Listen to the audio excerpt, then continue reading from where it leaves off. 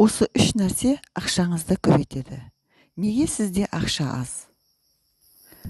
Ақша қуат. Ол адамның көздеген мақсаттары мен ойға алған жоспарларын жүзеге асыру үшін берілетін қуат көзі. Яғни, ол адамға тек қуат күйінде беріледі. Оны ақшаға айналдыру әркімнің өзіне байланысты. Осы тұста әр адам білуі тиіс нәрсе, ақша қуаты мол жандарға келеді. Сондай-ақ оның қол жеткізгісі келетін ой жоспарының да қуаты болуы керек. Демек, арман мақсатты оған қол жеткенше ұдайы қуаттап отыру қажет. Қалай? Біріншісі үйлесімділік. Қалауыңыз табиғатыңызбен, болмысыңызбен, денсаулығыңызбен сәйкес келуі керек. Мысалы, сіздің арманыңыз Мальдив аралдарына немесе Турцияға барып теңізде жүзу. Теңіз жағасында жалаң аяқ құмды кешіп жүру делік. Бірақ сізде теңіз аурулары бар болса, ішкі түйсігіңіз ол арманның орындалуына бағытталған қуатқа бөгет қояды.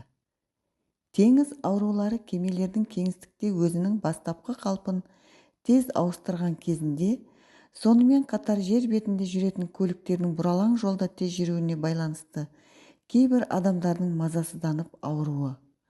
Оның негізгі белгілері бастың айналуы, жүрек айнуы, құсу. Сіз армандағанмен ағзаңыз ауырлықты қаламайды. Сондықтан теңізге бару арманыңыз қуат алмайды. Екінші мысал, қалада 3 бөлмелі пәтеріңіз бар делік, ал сіз таулы бір аймақтан саяжайым болса деп армандайсыз. Егер ауылдың тіршілігін ұнатпайтын болсаңыз, жұмысы шаршатады деп ауылдың өмірінен қашатын болсаңыз, саяжай сатып алуға қаражат жинай алмайсыз. Өйткені сіз оның қуатын ойша жойып отырғаныңызды аңғармайсыз. Ой мен қалау қуаты үйлескенде ғана ақша табуға күш тауып, табысыңыз көбейіп, ақша сіз ойламаған жақтардан өздігінен келе бастайды. Олай болса, нені шын қалайтыныңызды анықтап, жүрегіңізді тыңдап үйреніңіз. Екінші, нақтылық. Сізге ең бірінші не қажет екенін саралап алыңыз. Ол үшін қағазға арман тілегіңіздің бәрін жазып шығыңыз. Әрине, адамға бәрі керек, бірақ балықшы мен алтын балық ертегісіндегідей бәрін бірінен соң бірін қалау дұрыс емес.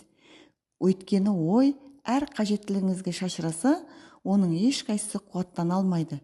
Біреуін, негізгісін ғана таңдап алыңыз да тек соны ойлаңыз. Бүкіл назарыңыз сонда болу керек.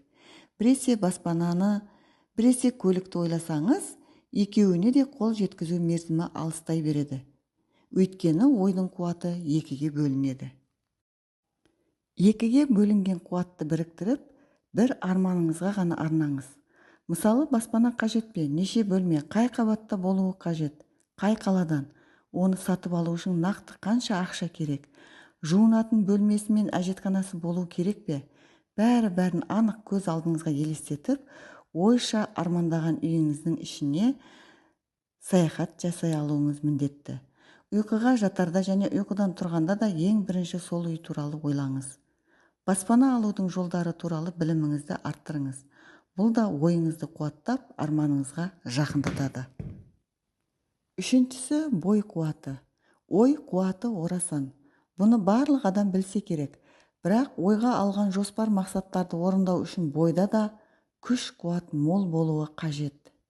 Ал үнемі тұнжырап, әркімнің сөзіне ренжіп, еңсесін төмен салып қайғырып отыратын адамда қуат қайдан болсын?